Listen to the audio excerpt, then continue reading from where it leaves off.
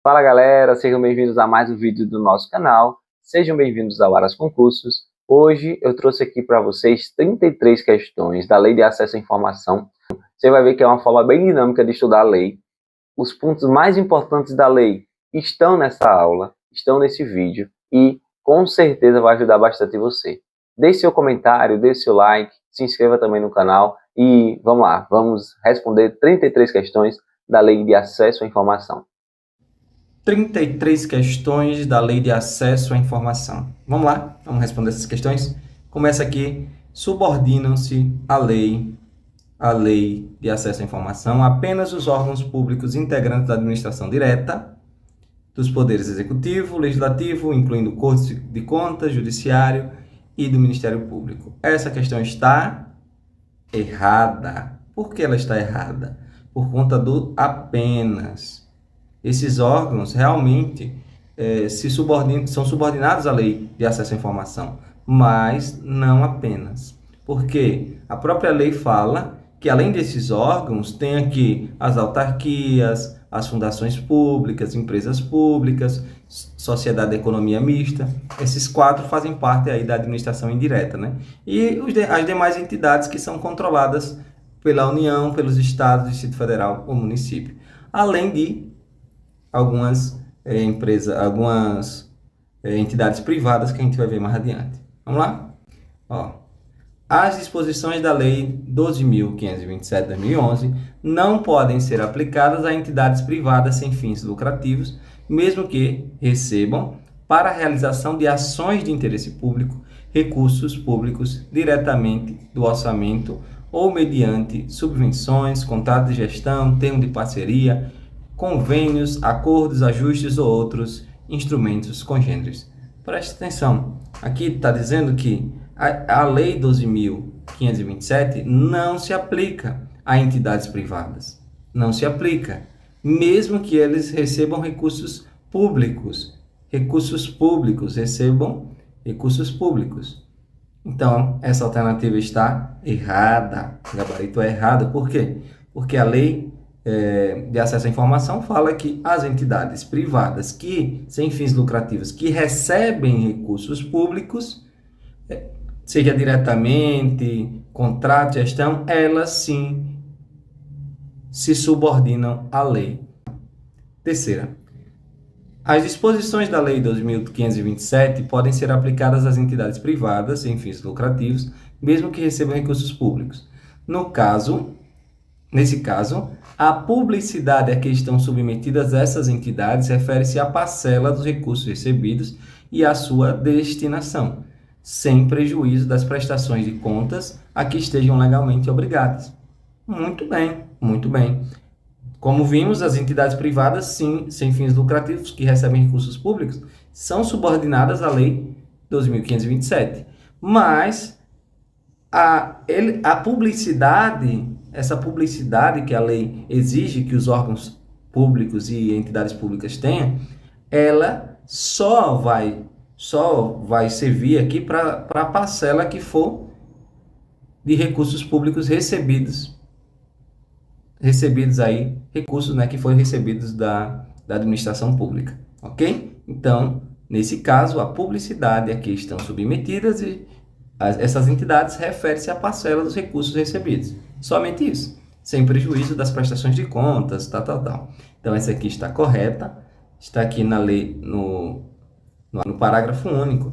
A publicidade a que estão submetidas as entidades privadas, né, refere-se à parcela dos recursos recebidos e à sua destinação, sem prejuízo das prestações de contas a que estão legalmente obrigadas. Beleza, tranquilo, né? Então, pense, entidade privada que recebeu recurso público, sem fim lucrativo que recebeu recurso público, se aplica a Lei 12.527. E a publicidade dos atos dela é de todos os seus atos? Não. Dos atos referentes à parcela do recurso que ela recebeu. Beleza? Vamos para a quarta? Os procedimentos previstos na Lei 12.527 destinam-se a assegurar o direito fundamental de acesso à informação e devem ser executados em conformidade com os princípios básicos da administração pública e com as seguintes diretrizes. Então, vamos ver aqui as diretrizes e ver qual qual se aplica aí com a seguinte diretriz, né? Qual se aplica a lei observância do sigilo como preceito geral e da publicidade como exceção. Aqui nós já vemos um problema porque o sigilo não é preceito geral. O preceito geral é a publicidade. O sigilo é exceção. Então, essa aqui está errada. Ok? Divulgação de informações de interesse público quando solicitadas.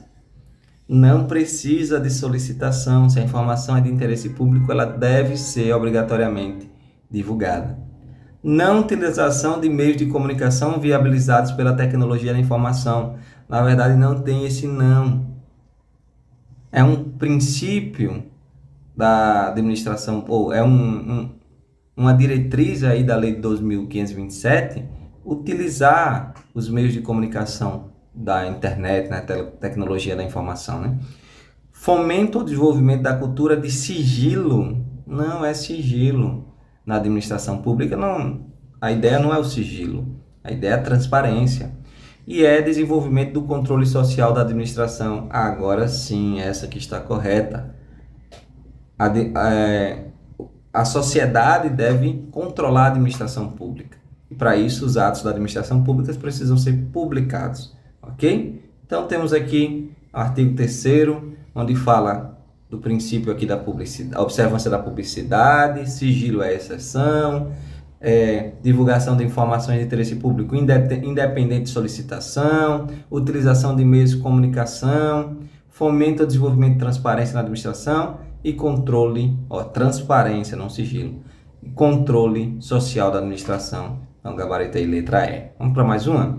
De acordo com a Lei 12.527, informação sigilosa é aquela submetida permanentemente à restrição de acesso público em razão de sua imprescindibilidade para a segurança da sociedade do Estado. E aí vocês marcariam o quê? Certo? Errado? Essa é uma definição que vem na Lei de Acesso à Informação. Informação sigilosa. Tá tudo certinho aqui, com exceção do permanentemente. É temporariamente, gente. Isso aqui está errado, a alternativa, porque não é permanentemente.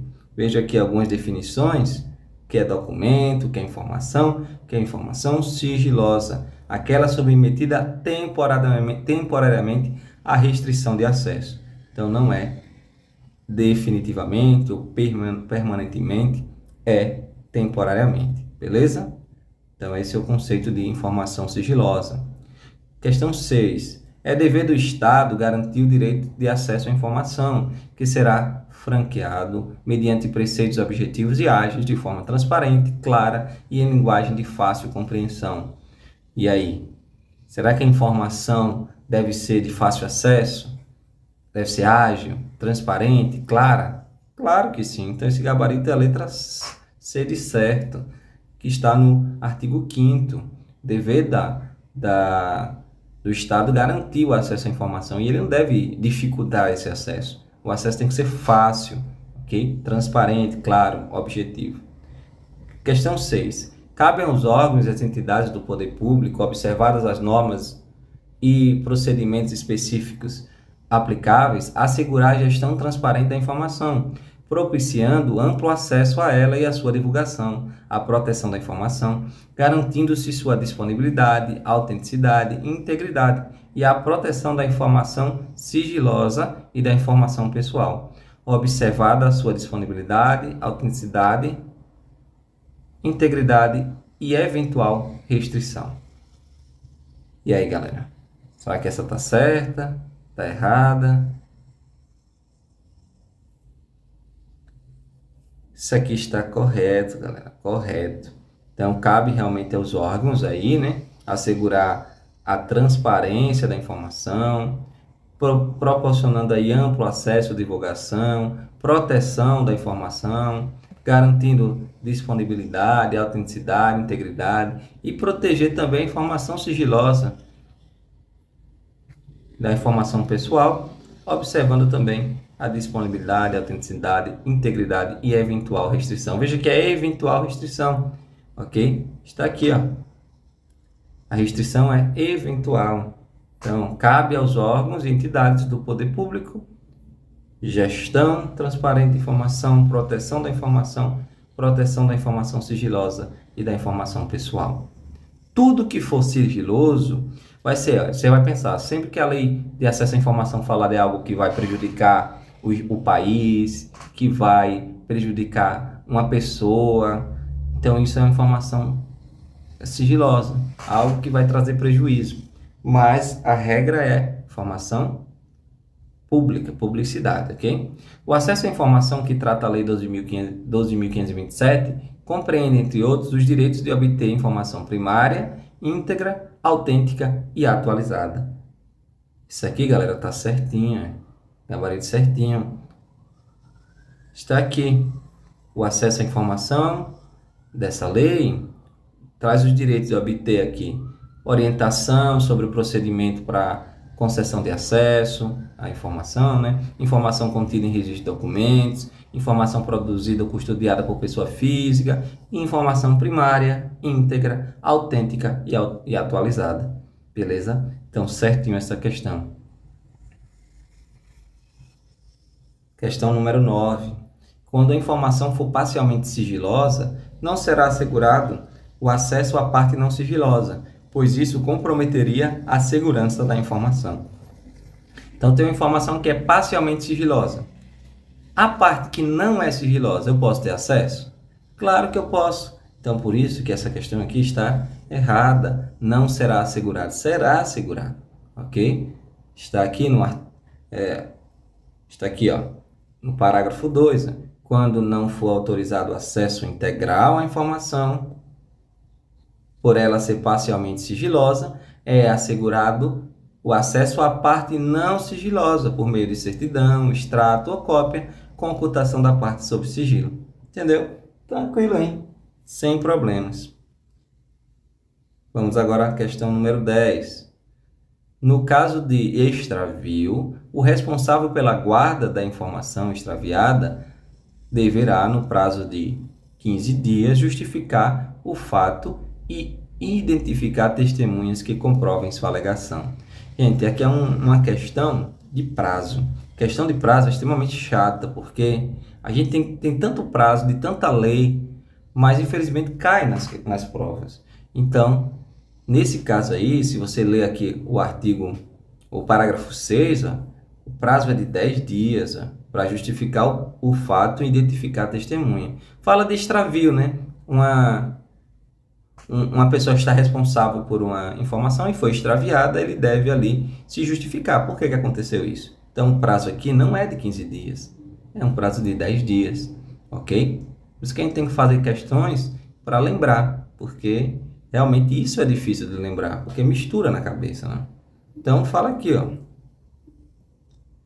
Informação do extravio da informação o informado do extravio da informação solicitada poderá o interessado requerer à autoridade competente a imediata abertura de sindicância para apurar o desaparecimento do documento, né?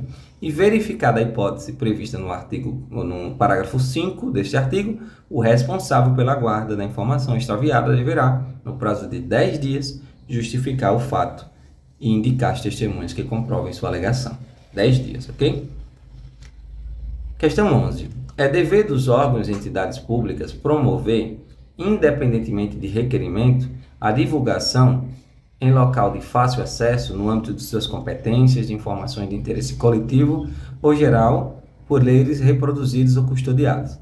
Para cumprimento do dispositivo do caput, os órgãos e entidades públicas deverão utilizar todos os meios e instrumentos legítimos de que dispuserem, sendo facultativa a divulgação em sítios oficiais da rede mundial de computadores. Então, gente, aqui está dizendo que é dever, né, das entidades, independente de requerimento, a divulgação em local de fácil acesso, informações de interesse coletivo e geral. Tá ótimo aí. Os órgãos e entidades públicos deverão utilizar todos os meios e instrumentos legítimos de que dispuserem, sendo facultativa, aqui que está errado, gente. Não é facultativa a divulgação em sítios oficiais, na internet, né? Não é facultativa, é obrigatório, por isso que aqui está errado. Então, ó, quando vemos aqui, ó, parágrafo 2, aqui vem dizendo, né, sobre na divulgação das informações a que se refere o caput deverão constar no mínimo registro, tal, informação, tal. Aí vem aqui, parágrafo 4. Parágrafo 2. Para cumprimento do disposto nesse caput, os órgãos e entidades públicas deverão utilizar todos os meios, tal, sendo obrigatória a utilização aí na rede mundial de computadores dos sítios oficiais. Agora, municípios com população até 10 mil ficam dispensados dessa divulgação obrigatória na internet, beleza? Mas, por isso que está errado, quer dizer que é facultativo o uso da internet para divulgar as informações. Não é facultativo, é obrigatório, beleza? 12. De acordo com a Lei 12.527, qualquer interessado poderá apresentar pedido de acesso a informações aos órgãos e entidades, por qualquer meio legítimo, sendo necessária a especificação da informação requerida e dispensada a identificação. Galera, essa aqui está errada, porque é necessário, realmente, qualquer pessoa pode solicitar informações, é necessária a especificação da informação, mas não é dispensada a identificação. Você tem que se identificar, é preciso que você se identifique. Então, está aqui, ó, no artigo 10, qualquer interessado poderá apresentar pedido de acesso à informação aos órgãos e entidades por qualquer meio legítimo, devendo o pedido conter identificação do requerente e a especificação da informação requerida. Beleza? Então, por isso que está errado. Mais uma questão. De acordo com a Lei 12.527, para o acesso a informações de interesse público, a identificação do requerente não pode conter exigências que inviabilizam a solicitação. São vedadas quaisquer exigências relativas aos motivos determinantes da solicitação de informação de interesse público. O que é que está dizendo aqui? Você pode solicitar aqui a identificação do requerente, mas não pode ter exigências que inviabilize essa solicitação da informação ali, né? Então, não é necessário, ou não pode ter essa exigência demais. Somente pede a identificação e tchau, ok? E são vedadas também quaisquer exigências relativas aos motivos. Ficar perguntando, mas para que você quer essa informação? A informação é pública, não precisa justificar para que a pessoa quer, ok? Então essa aqui está certíssima, certíssima. São vedadas quaisquer exigências relativas aos motivos determinantes da solicitação de informação. De acordo com a Lei 12.527, o órgão ou entidade pública deverá autorizar ou conceder o acesso imediato à informação disponível.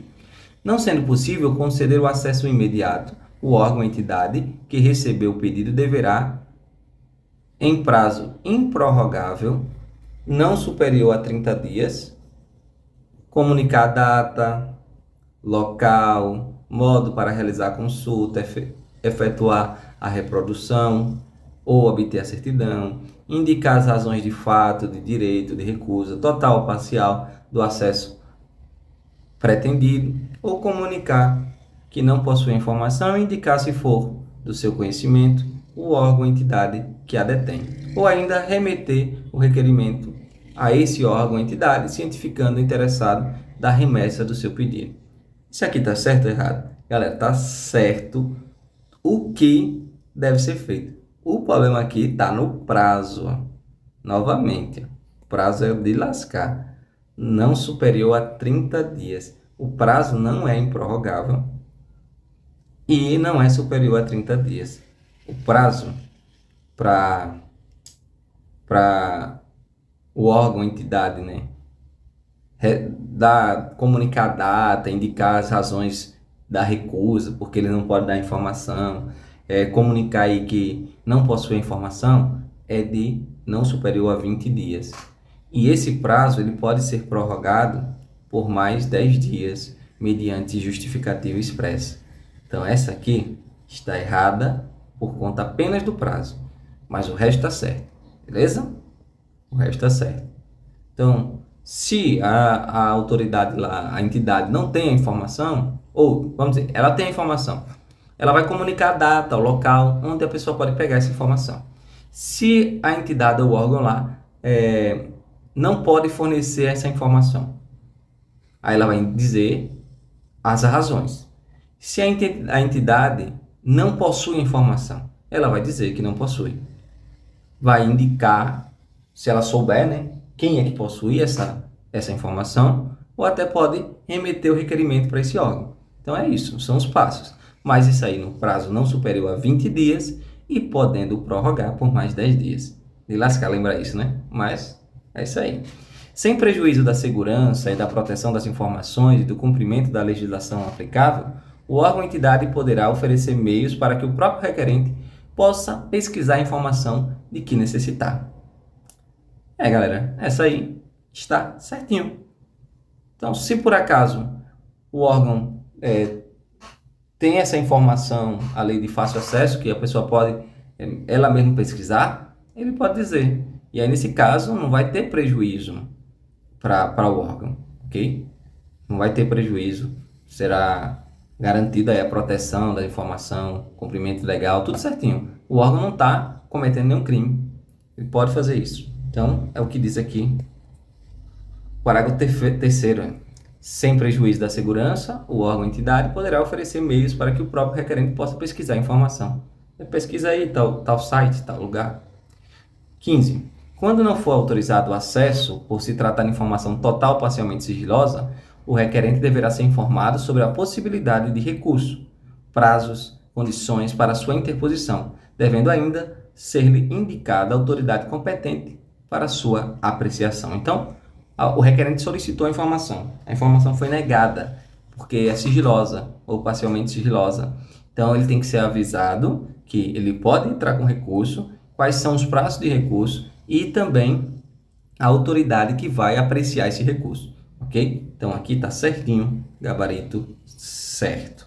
Está aqui no parágrafo 4º, direitinho. Vamos lá para a próxima. 15, eu botei 15 de novo. 2:15. Caso a informação solicitada seja disponível ao público em formato impresso, eletrônico ou em qualquer outro meio de acesso universal, serão informados ao requerente por escrito o lugar e a forma pela qual se poderá consultar, obter ou reproduzir a referida informação. Procedimento esse que desonerará o órgão ou entidade da obrigação do seu fornecimento direto, salvo se o requerente declarar não dispor de meios para realizar por si mesmo tais procedimentos. Então, a informação foi solicitada e ela está em formato impresso, eletrônico ou qualquer outro meio.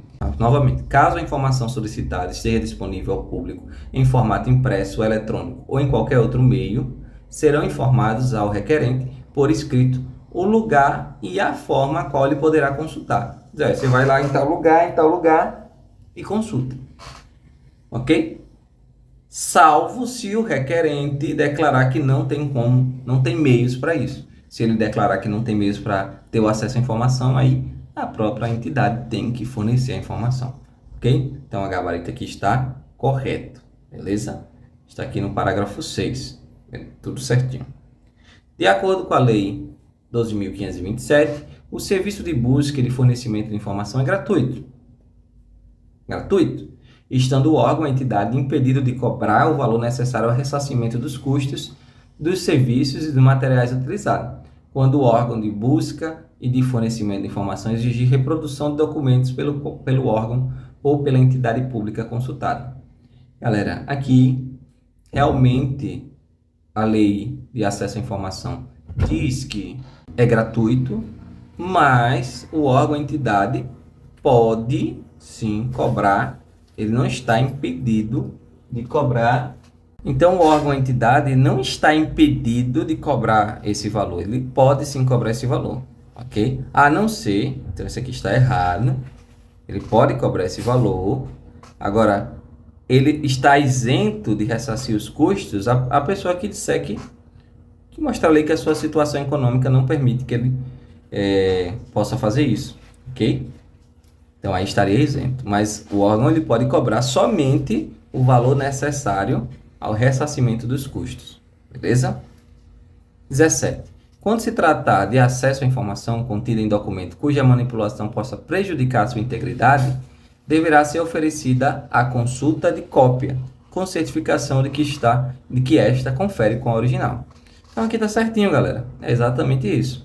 Então, quando tem ali um documento que, se você manipular, pode prejudicar a integridade desse documento, vai ser fornecida aí uma cópia para a pessoa. Salvo na impossibilidade de obtenção de cópia aqui, o interessado poderá solicitar que as suas expensas e sob supervisão do servidor público, a reprodução seja feita por meio que não ponha em risco a conservação do documento. Ok? Então, em regra, vai ser aí uma cópia do documento, com a certificação de que confere com o original. Ok? Beleza. 18. É direito do requerente obter o inteiro teor de decisão negativa de acesso por certidão ou cópia. É sim. Se você foi negado a você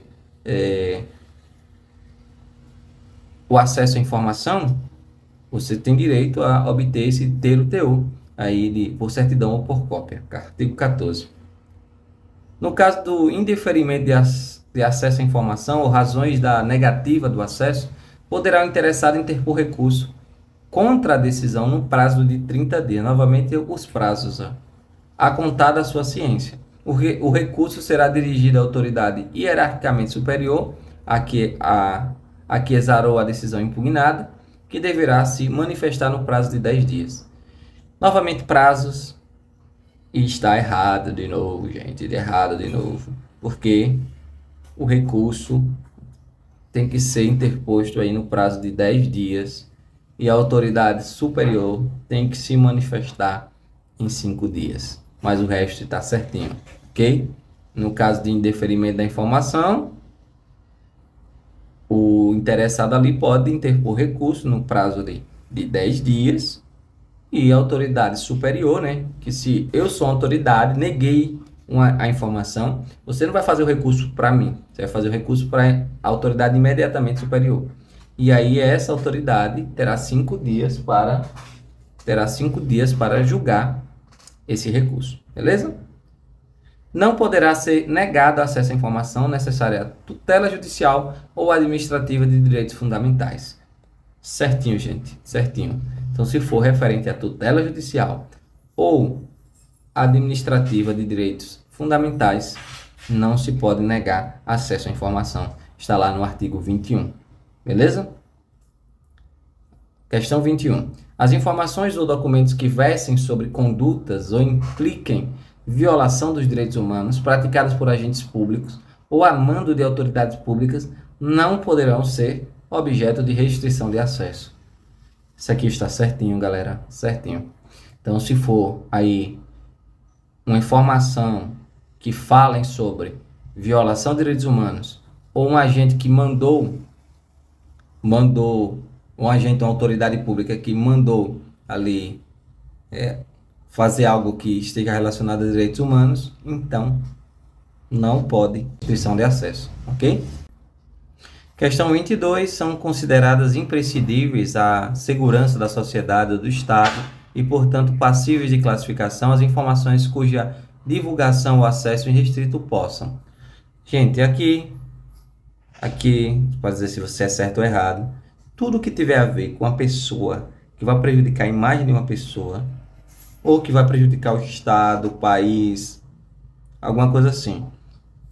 Aí a vida, a segurança, aí você vai poder restringir esse acesso.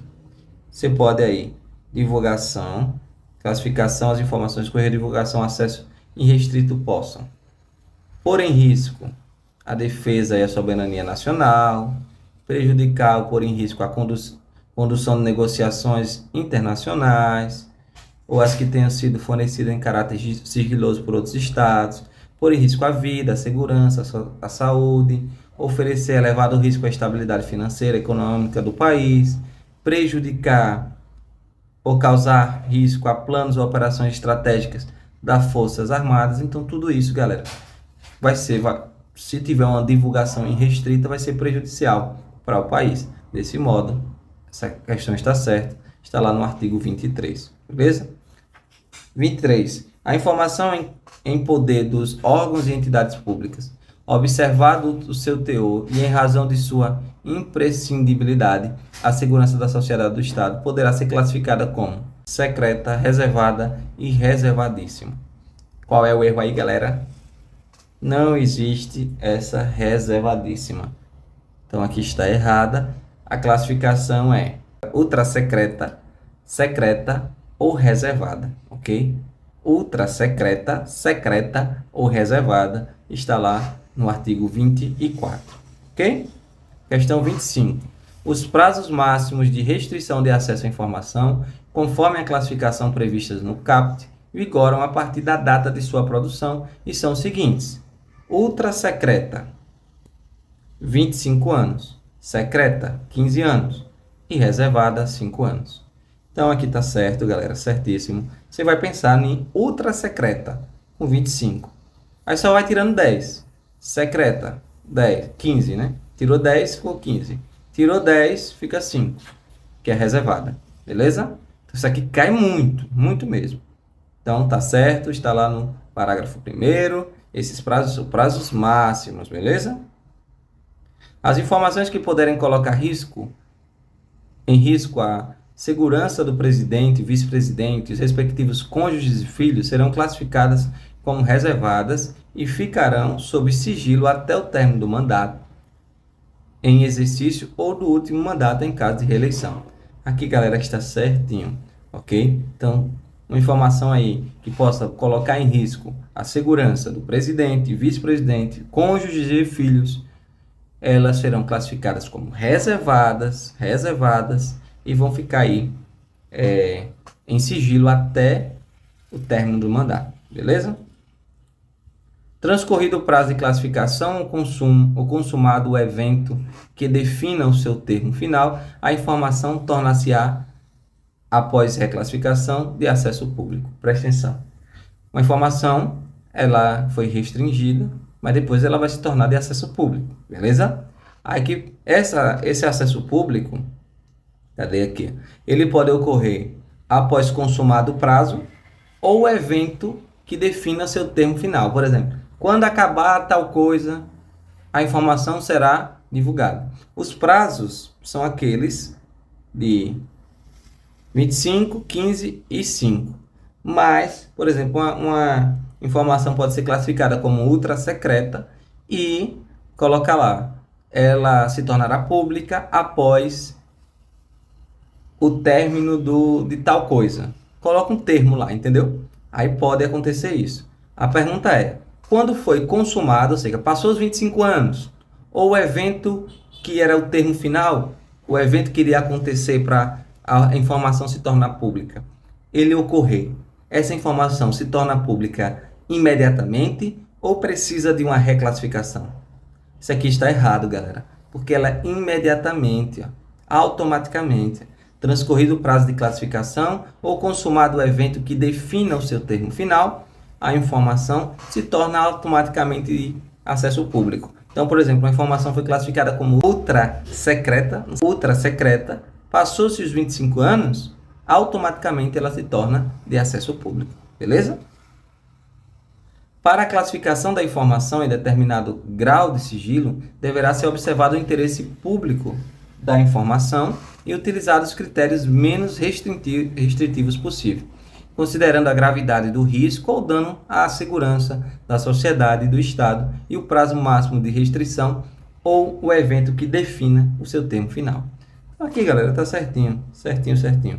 Por quê?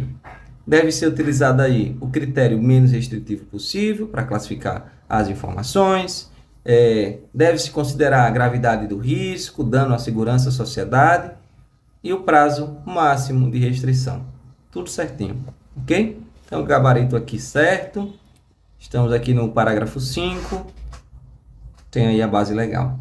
28. O tratamento das informações pessoais deve ser feito de forma transparente e com respeito à intimidade, vida privada, honra e imagem das pessoas, bem como as liberdades e garantias individuais. Aqui, com certeza, isso aqui está certo. Está lá no artigo 31. Informações pessoais devem ser tratadas com respeito. Tem que respeitar a vida, a intimidade, a honra da pessoa. Beleza?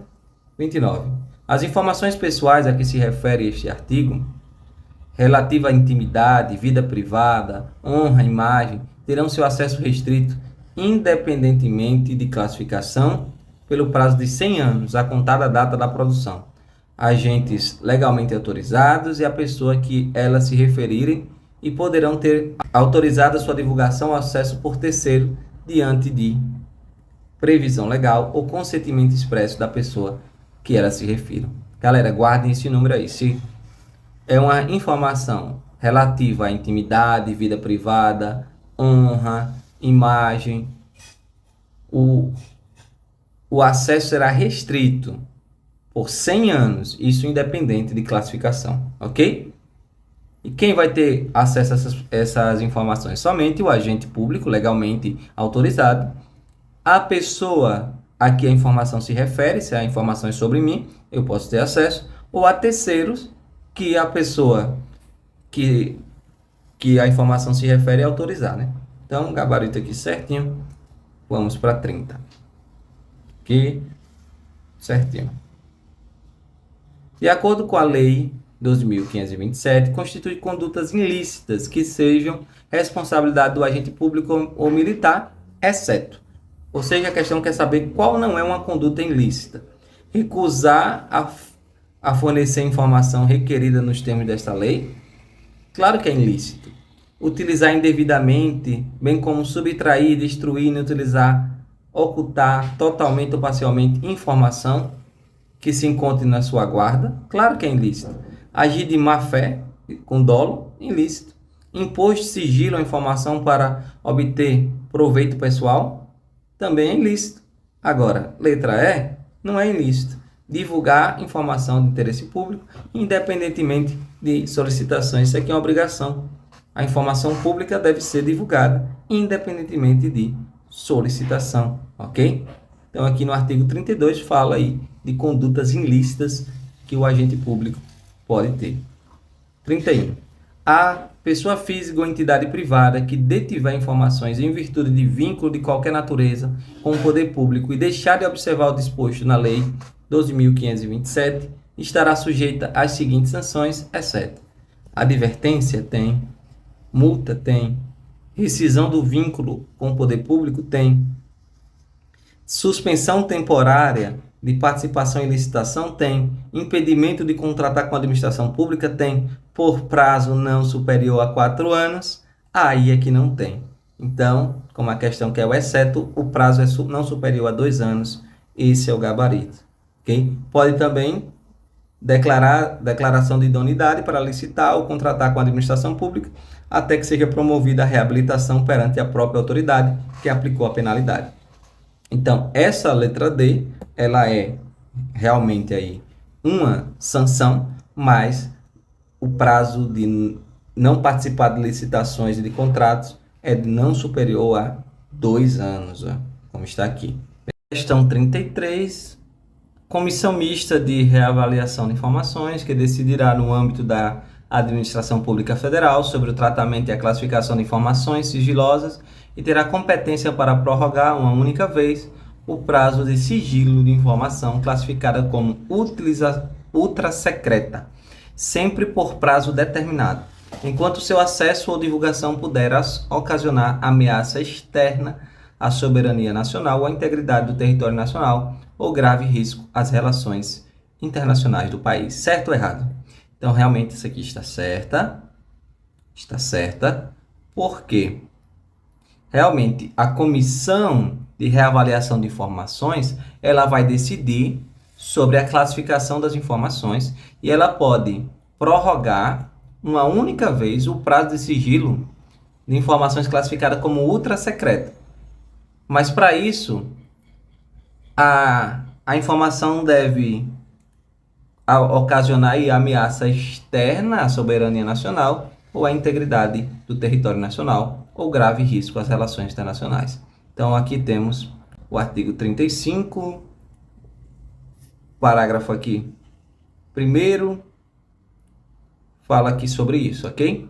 Que fala das comissões mistas e um dos critérios dela aqui é prorrogar prazo de informação classificada como ultra secreta.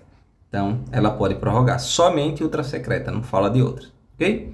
Questão 33. Os órgãos e entidades públicas deverão proceder à reavaliação das informações classificadas como ultra secretas e secretas no prazo máximo de 2 anos, contados do termo inicial de vigência desta lei.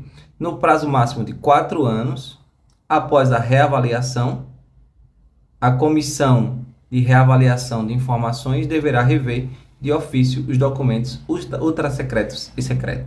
Então, ó, aqui nós temos justamente o artigo 39 e aqui o parágrafo 4. Os órgãos e entidades públicas deverão proceder à reavaliação das informações classificadas como ultra secretas e secretas no prazo máximo de 2 anos, contado a partir do termo inicial de vigência dessa lei. Então, a partir de 2 anos depois da vigência da lei, é necessário que se faça, né? No caso, foi 2011 ou 2013, né? Em 2013 foi necessário fazer aí uma reclassificação, né? Uma reavaliação, ok? Agora, e depois tem que ser feita uma revisão, né? Revisão de ofício, a que se refere o inciso 2, deverá ocorrer no máximo a cada 4 anos após a reavaliação prevista no artigo 39. Ou seja, depois da reavaliação, 4 anos depois, tem que fazer uma revisão. E aí, de 4 em 4 anos, tem que fazer uma revisão. É justamente isso que está aqui nessa questão. Certinho, beleza? 32 acabou. 33 acabou. Essas foram as questões que a gente trouxe aqui. Espero que vocês tenham gostado. Deu para ver a lei toda aqui, detalhes da lei em 33 questões. Espero que vocês tenham gostado. Deixe seu like, se inscreva no canal. É isso aí. Valeu. Tchau, tchau.